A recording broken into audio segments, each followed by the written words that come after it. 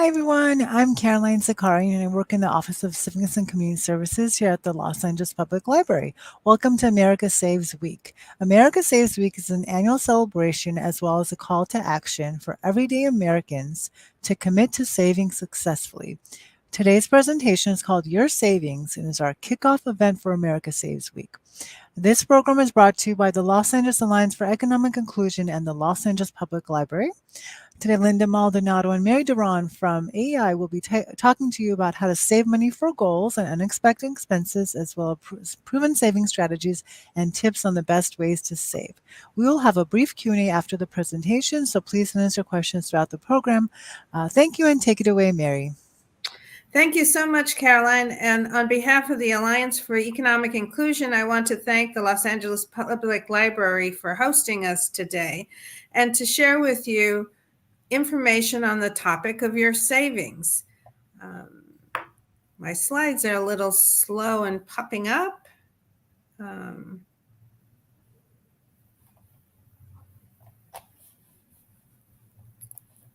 Let's see. So as we wait for the slides to come up, I wanted to share with you a disclaimer that this presentation represents the views of the speaker and not necessarily those of the agencies we represent. The presentation cannot be produced or distributed by a third party or on a third party website without prior authorization. And with that, I'd like to turn over the presentation, if it shows up, to my colleague, Linda Maldonado, who will share the information on the workshop on your savings. Take it away, Linda. Thanks, Mary. Yes, we're going to talk today about your savings. And the first question you might be asking is, what is savings? Next. The key takeaway that we want to talk about and understand about your savings is that savings is any time that you set aside money every time you get income. And it's a regularly saving your money, even if it's only a small amount. And it can make a big difference over time. So what does savings mean? Spending less money the same as saving money? That is a common question that I get. But that answer, it depends on you. So let's talk about what that looks like. So spending less money the same way as saving money is only if you save what you didn't spend.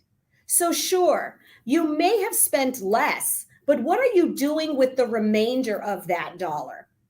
Saving is setting aside money today for the future. I understand from reading in my own research that it takes anywhere from 2 months to maybe 45 days to establish a new habit, a new behavior.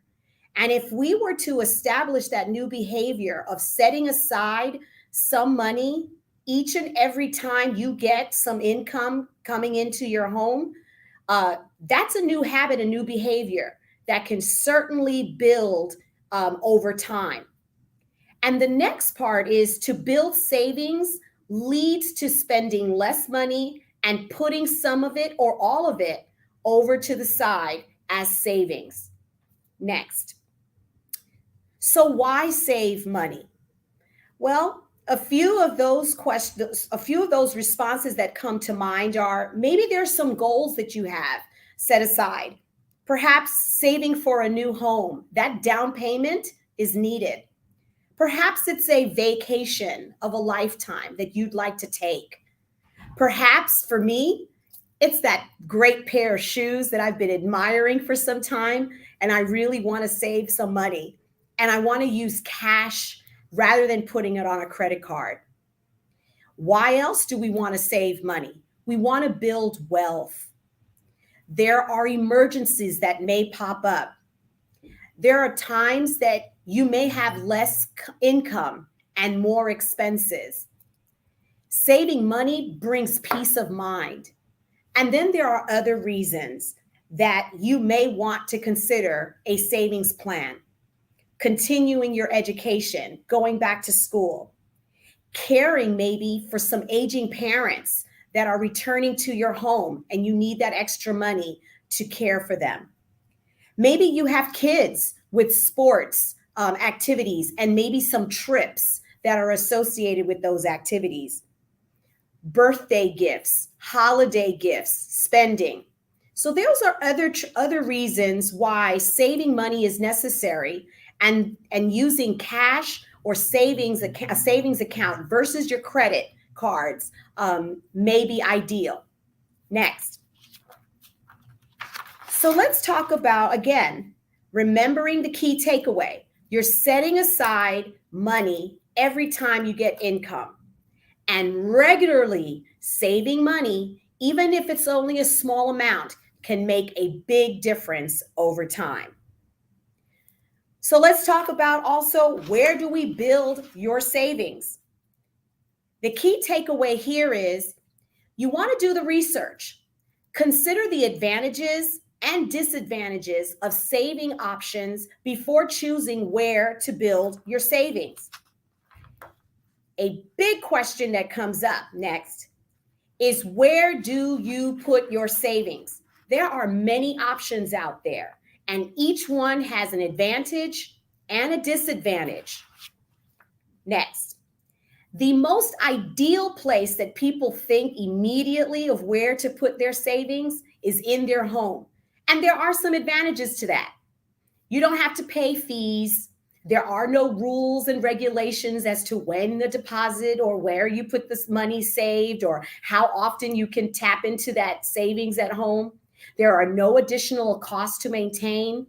It's convenient. You don't have to go anywhere. You don't have to snap a picture of a check or go to your ATM or leave your home for that matter. And it's easy to access. But there are some disadvantages to saving your money at home. It can be lost or stolen. It can be destroyed in an unexpected fire, flood, or other disaster. And easy access is a disadvantage. Knowing you've got that money sitting there in your pillowcase or underneath your mattress will never give you an opportunity to save that money over time, because you know it's there and you know that you can always get it when an impulse to buy occurs. But let's talk about what the advantages and disadvantages are of perhaps saving your money in a savings account. Each deposit you make is federally insured by up to $250,000 by either the FDIC or the NCLA. These are regulators that actually ensure and maintain that your dollars are safe with either a bank or a credit union. Another advantage is you may be able to directly deposit your wages into an account. For me, every 2 weeks when I get paid, my paycheck automatically goes into a federally secured direct deposit account. And then, as an added bonus, I have arranged that a certain dollar amount enter into a separate savings account that I do not touch, that I do not look at. That dollar that is automatically taken out of my checking account into my savings account allows me to save over time, and it's untouched and it's protected. The next advantage, you may be able to automatically move money from checking to savings, which is what I do. My savings account earns interests. Again, it's easy to access, and I'm establishing a healthy banking relationship because now I have multiple accounts with my banker. Disadvantages to most savings accounts? Yes, there are monthly recurring fees, which vary from bank to bank. Another, it's not always the best option for saving money for long-term goals because interest you earn may be lower than with other options. There are some financial institutions that may not be available, and you may not have access to online banking or want to use it. And finally, it may have limited number of withdrawals. And some accounts do have that. So you want to do your research. Look out for these decals, FDIC, NCUA. These deposits are in federally insured financial institutions, and your monies are insured to at least $250,000. Other places that you may consider as a savings option may be money market deposit accounts, certificates of deposit, otherwise known as CDs, U.S. savings bonds, retirement accounts, 401ks, IRAs, investments such as stocks, bonds, or mutual funds. Each of these accounts have their advantages and disadvantages. MMA accounts are competitive, they have competitive interest rates, but you're limited as to the number of withdrawals that you can make per year. CDs, even higher interest rates, but you have no access to that money if an emergency occurs until the end of the term of that CD, which could be 3, 5, or even 10 years.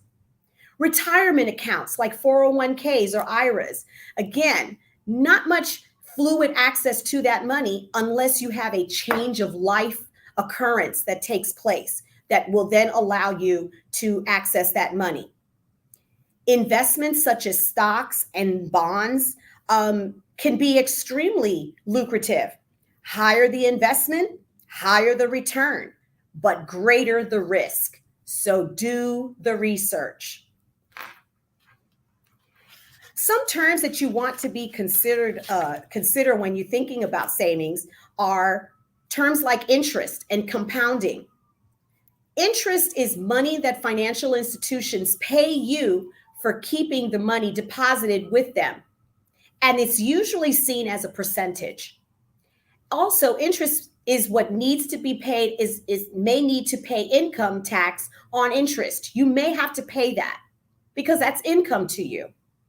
Compounding is earning interest on the interest. And that could be compounding daily, weekly, monthly, and annually. Let's talk about annual percentage yield, or APY. This reflects the amount of interest on a yearly basis.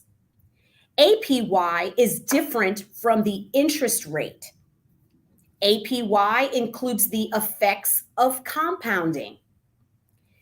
Also, the more often your money compounds, the higher the APY and the more interest you earn.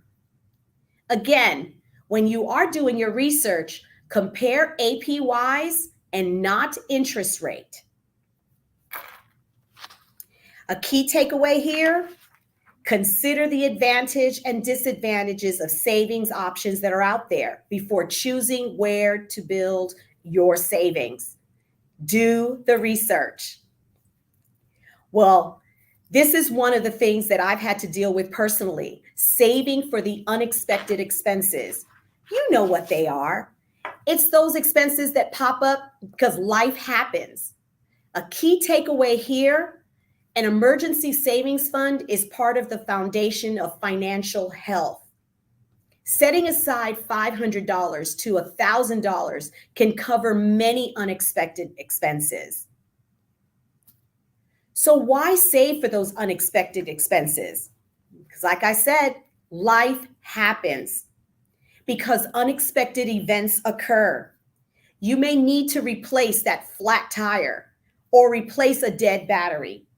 Perhaps you may have a leaky roof after a rainy season. And believe me, those are things you don't plan for. They are unexpected. Next. Also, there's something called an emergency savings fund goal. If you pay for unexpected expenses with money you have saved, you avoid creating debt. And we usually do that by incurring those expenses or carrying those balances on our credit card. Consider in your mind cash versus credit. It takes time and commitment to create an emergency savings fund goal. Research shows that we should ideally carry a savings account that covers the expenses of 3 to 6 months, including your rent or mortgage payment, utility payments, car insurance, those necessities, those costs that you have to pay monthly. Ideally, you should carry a savings account that covers those kinds of expenses. It's a cycle. Savings goals are cycles. It's still worth doing, even when you think it's long and tedious and arduous, but it's definitely worth doing. And again, it's an important step to improving financial health and stability. I can't tell you how many times that my worrying and anxiety toward my financial health has just compounded my stress and anxiety mentally and emotionally, and worrying about what can or can I cover the next day or the next week or the next month. Next slide. There are some anticipated changes to income and expenses. Your income and expenses can change. The nation went through a huge shift during the time of the pandemic. Many people lost their jobs. Income and the income was lost, but the expenses maintained. They stayed and remained the same. Mortgages still were needed to be paid. Rent would still need to be paid. Another factor, you may have bills that arrive only once or a few times per year.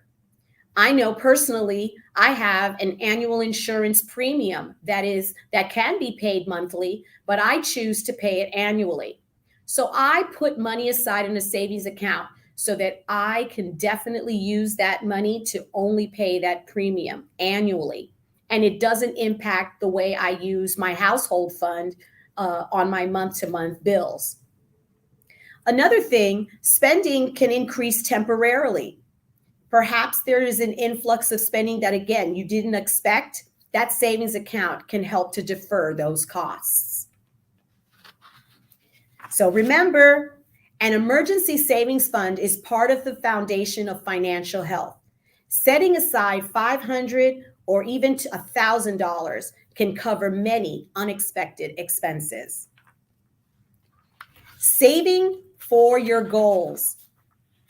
The key takeaway here is create a plan to save money for your goals. So ask yourself, what are your hopes and dreams? What do you hope for or want in life for yourself? Is it furthering your education? Is it taking that trip of a lifetime? Is it perhaps buying that home? Ask yourself that question for yourself. And also, what are the goals and hopes for your family?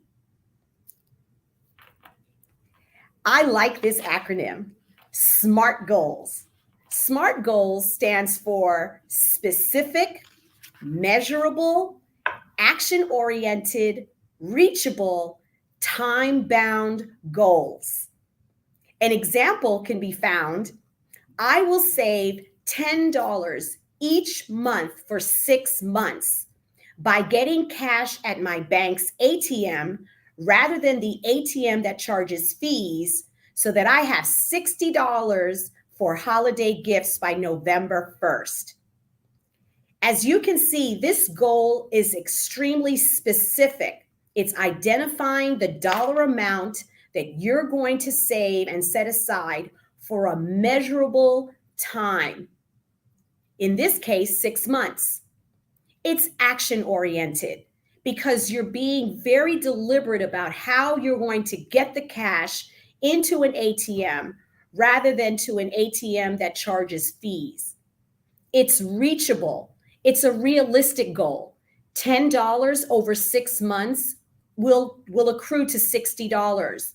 It's realistic and it's time-bound, knowing that by November 1st, that $60 is available so that you can pay for holiday gifts. One thing that I do, and it works for me, is I like to be able to see and visualize my goals. I am more likely to achieve my goals by writing them down. posting them on my mirror in my bedroom. And I often share them with someone that I am super, super close to and accountable to. So that means if I'm going to buy that ice cream or buy that pair of sneakers that I really don't need and my girlfriend is with me, she'll remind me, wait a minute, weren't you supposed to be saving for holiday gifts for your family? Weren't you saving for that down payment on your house or a new car? It keeps me grounded. It keeps me more responsible. And affixing that goal on my mirror every morning is a constant focus and reminder of what my goals are. So let's talk about how much money should you save to reach your goals? Well, the first question you want to ask yourself is, what are you saving for? If you don't know what you're saving for, then you really don't have an idea of how much money you should save. Ask yourself, how much will it cost? Do the research. If you're saving to buy a car, you have to be very specific about how much that car is going to be costing you. If you don't know, if it's a roundabout figure, you're likely to make very roundabout savings options and choices. Ask yourself, how much of that cost do you need to save? And what is your deadline? Remember, money needed divided by time to save. So that's your equation. So let's hear it. This is an example. Emergency savings fund of $1,000 in 2 years. That's the goal. That's what you want to achieve. So $1,000 divided by 100, which is 50 weeks times 2 years, equals you saving $10 a week.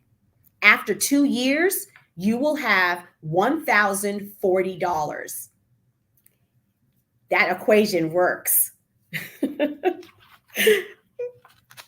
Of course, there are some expenses that are larger expenses that are that's something that you would probably not even be able to save if you were to have a paycheck coming in. So these are large expenses that are generally require more money than you have left over in 1 or 2 paychecks. So it's essentially important that you create a savings account that is separate and distinct from the account that you use to pay your household bills.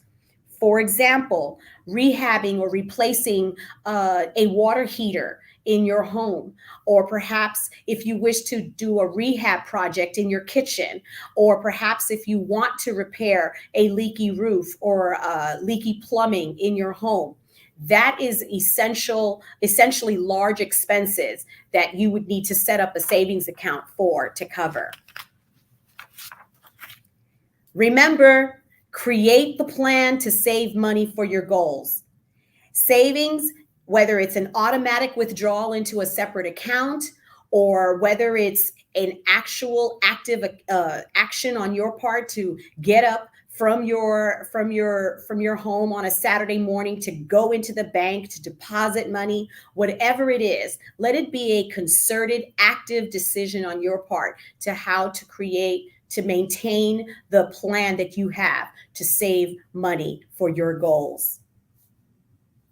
So I hope that you've learned everything you could possibly learn about savings, and trust me, there's even more. So I'm going to hand it over to my co-presenter, Mary Duran. Happy saving.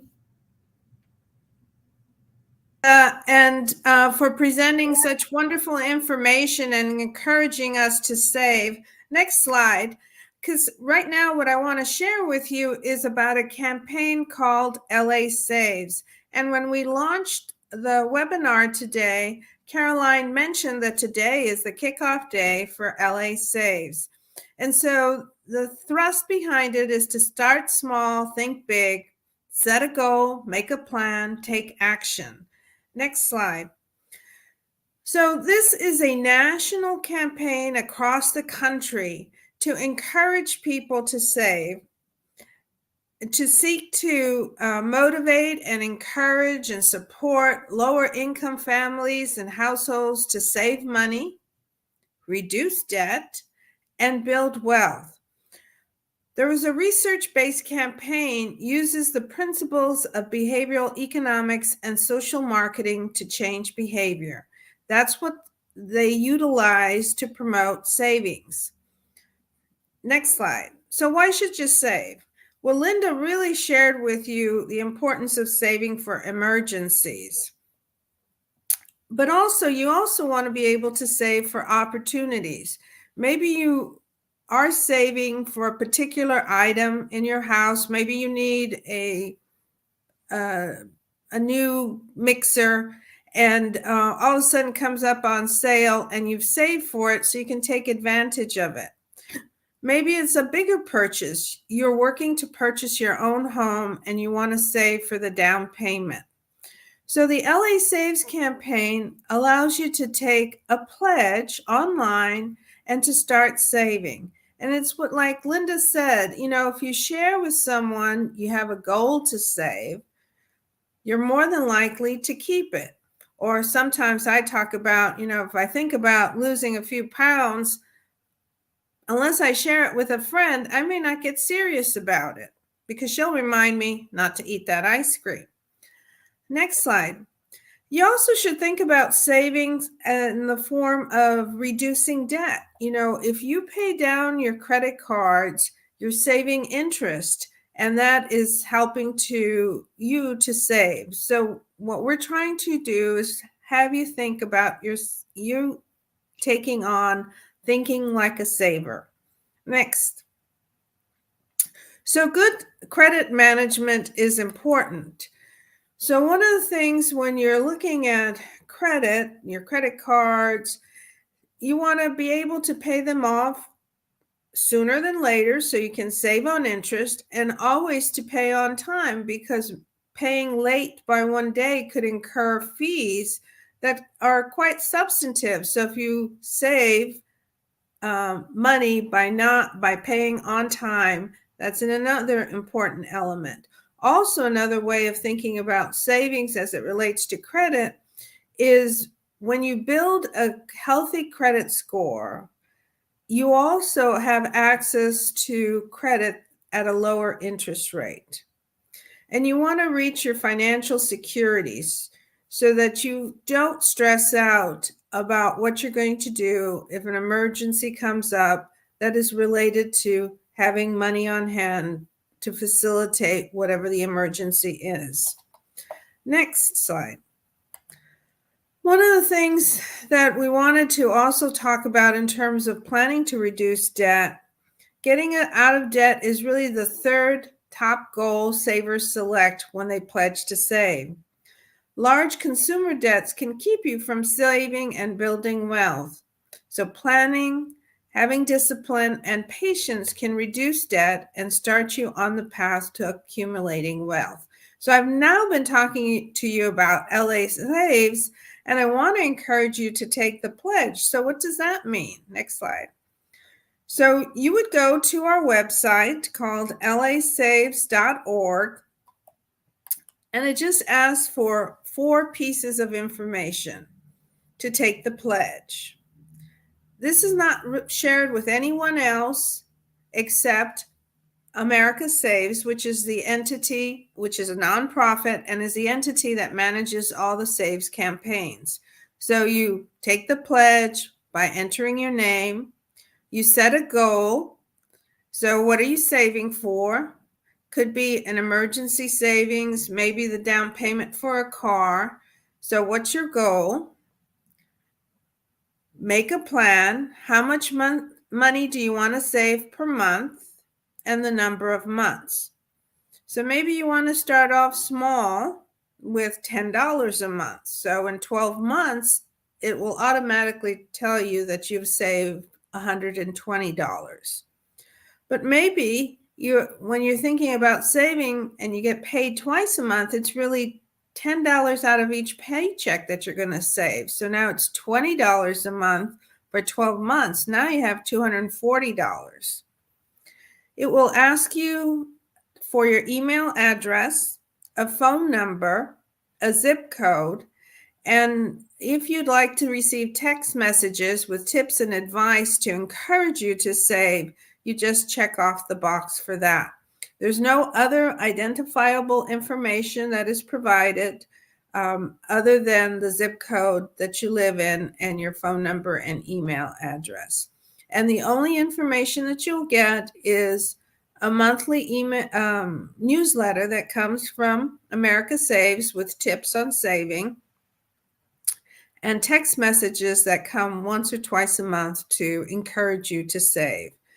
Next slide. This is what the screen will look like when you go on to lasaves.org and pledge to save. So I encourage everyone to take a moment and pledge to save today. Join the national movement in savings. Now, the next topic I want to talk to you about is to ask you if you have a bank account.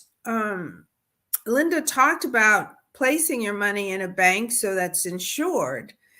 And we want to encourage you, the FDIC wants to encourage you to open a bank as well. Because putting your money in an FDIC insured bank account or in a credit union that's insured by the NCUA offers you financial safety, easy access to your funds, savings from check cashing fees, and overall financial peace of mind. You can go to our website, fdic.gov, #getbanked, and learn about a variety of accounts that are available low cost. Next slide. But here in LA County, you have an additional advantage because there's a program called Bank On Los Angeles County. And if you go to the website listed here, you will find a matrix of 11 financial institutions that offer low-cost checking accounts as well as savings account. So it gives you an opportunity to really pick a product, if you don't have one yet, to start off with something that you can afford and make sure that your money is in a safe place. In addition to that, on the next slide, I want to bring to your attention that it's also tax season time, and wanted you to know that there's a program called Volunteer Income Tax Assistance. And this is for anybody who more or less makes $60,000 or less, or persons with disability or elderly or limited English-speaking taxpayers who need assistance in preparing their taxes. They do it for free. And here in LA, we promote it through Free Tax Prep Los Angeles. And these are people who are IRS certified volunteers who provide free basic income tax preparation with electronic filing to qualified income-based individuals and families. And even if you're not required to file income taxes, you might be entitled to tax credits at the federal and state level. So I would encourage you to review what you might be entitled to, because in the past you may not have filed income taxes because perhaps you didn't make enough, and so therefore you didn't. But today there may be some tax credits that you're entitled to, particularly if you have children. So I encourage you to visit these sites and take advantage of the services that are available. Also, if you don't have a bank account, and as I mentioned, the resources available to identify bank accounts that are low cost or no cost, this is a great opportunity to open a bank account before you file your income taxes, so you can have an automatic deposit right into your bank account so that you don't have to wait for the check to come in the mail with your tax refund. So these are all wonderful resources to help you to save. And also, while you're getting your tax refund, you might think about putting a little bit of that money into your savings account. Next slide. I also wanted to share some additional resources. You know, we talked about saving by paying down your debt, also by paying down your debt and maintaining your payments on time. You would improve your credit score. And one great way to identify if everything is correct on your credit report is to obtain an annual credit report. And there's the website that you can get it for at no cost. Also, the Consumer Finance Protection Bureau has a number of resources that to assist you, and has a ton of Q&As that maybe are some of the things that you're thinking about and would like to have an answer to. We also encourage you to take the LA Saves Pledge to pay down debt. That's one of the choices, www.lasaves.org. And want to share the FDIC.gov / get banked to open a bank account. Next slide. So the information that we shared with you today, I hope is of benefit to you, but it won't be if you don't take action. So as we talked about savings, the importance of savings, taking the pledge to save, opening a bank account if you don't have one already, these are some of the things that you can take action. So what will you do? How will you do it? And who will you share your plans with? Because when you do, you're probably more liable to make it happen. So with that, I want to turn it over for questions and turn it back to you, Caroline. Great. Thank you, Mary. Thank you, Linda. Great information, great presentation. Let's get to the questions. A few have come in. We have one question called, can I still save even if I don't have much money to set aside? Great question. Yes, absolutely. Anything, whether it's 25 cents a week to $1, $10, $100. I remember my parents teaching me at a very young age when I received my allowance, to put 25 cents aside. And I remembered that was something that I looked forward to doing, because at the end of the month, I would then get my milkshake. So that was something that I enjoyed doing as a little girl with my parents. So that was a treat. So yes, whether you have a little or a lot, definitely start saving. You want to get into a routine and a habit of saving. Thank you, Linda. I know I started as very young too. I was like, little by little, it always helps. Yes. We have another question that just came in. What is the most challenging part about saving money? Oh gosh. Okay. I mean, I remember just that question does come up, and I hear this a lot from most people, that the most challenging part is there seems to be this misunderstanding that you have to have money in order to save. If I have a lot of money, that's when I'll save. Well, if you had a lot of money, you don't think you probably would need to save, right? Because you're depending on your income coming in to take care of all of your expenses. But the reason why you're saving is because it's those unexpected expenses that you want to be preparing for, right? No matter how much money you think you make, if you're blessed to have a massive income and you take care of your bills monthly and you're responsible for all of your expenses, that's great. But what about those unexpected expenses? I know Southern California has been going through a serious rainy season, and I can't tell you how many people have been talking about leaks in their roof.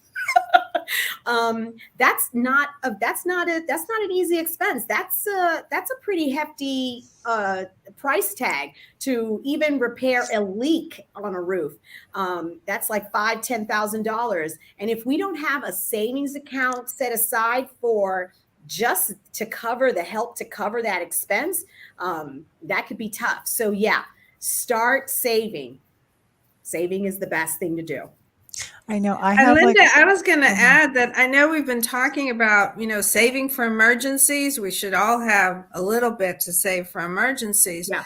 But, once we have that, you could also think positively, so I started my savings to save for my vacation. And, little bit adds up, $25 a paycheck, all of a sudden starts to mean something after a year or so. And it's that extra money when we're on vacation. Then I reward myself by having a memento from the place. and Easy. saying, Yeah. you know, this is what I saved for, this is my reward. Yeah. And so it's, you know, it's all part of it. Sometimes we need to make sure we save for the emergencies, you know, for the tire that goes out or the leak in the roof, which could Yeah. actually be a lot more than the Yeah. tire. Yeah. But sometimes thinking about saving for good things. Good also. thing.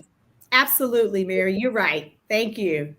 I agree. I have at the moment, I have a whole window issue, leaky, like we have to seal a few windows in the house. So that just Mhm. happened, Mhm. unexpected expense. But Mhm. yeah, I mean, saving for vacation's the best. So then you can Yes. save, you can spend when you're there. It's always fun. One more question. We have another one. It's why does saving money seem like a sacrifice? Mm. Wow. Well, again, I think it goes back to the fact that there's this understanding or belief that we have that money, I can only save if I have money, if I have some money to spend or to save. But I think in the very beginning of our presentation, we talked about if you even spend less, if you budgeted yourself for saying to buy shopping is a food budget is $100 and you perhaps spent only 75, putting that $25, getting into the practice of putting that extra money that you saved or spent less on and put it into a separate account is a big thing. It's not just saving money, spending less, but what do you do with that remainder? Do you actively, physically, tactfully put it into a separate account that you can then refer to and go to in the case of an emergency or in the cases of rewarding yourself? Thank you. I mean, that's good to, yeah, that extra little bit always helps. Like, Always set it, helps. whatever you have to set it aside, set it aside, adds up. Another question came in. How do I take the LA Saves Pledge? At the very end, we were talking about the LA Saves Pledge. Yes, you know, I really want to encourage everyone to go online, enter lasaves.org, and just take the pledge. You know, start small. Think about what it is that you want to save for. And, you know, yes, for emergencies, but maybe also for a treat. So you don't think of, as in the last question, that you're sacrificing, right? Because we always think about, I'm giving up something because I got to put away the money.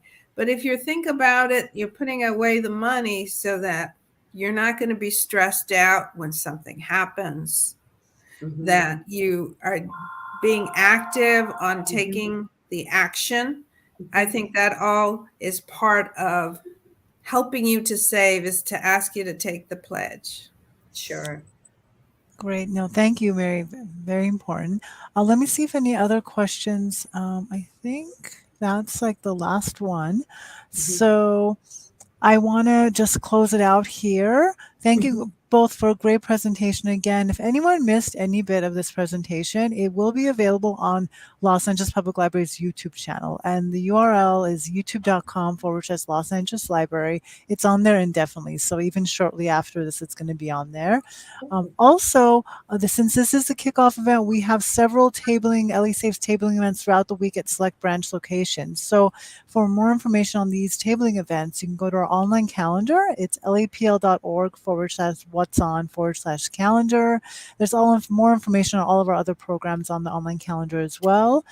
Thank you both again, and I hope everyone has a great rest of their day. Thank you so much. Thank you. Bye, everyone. Bye.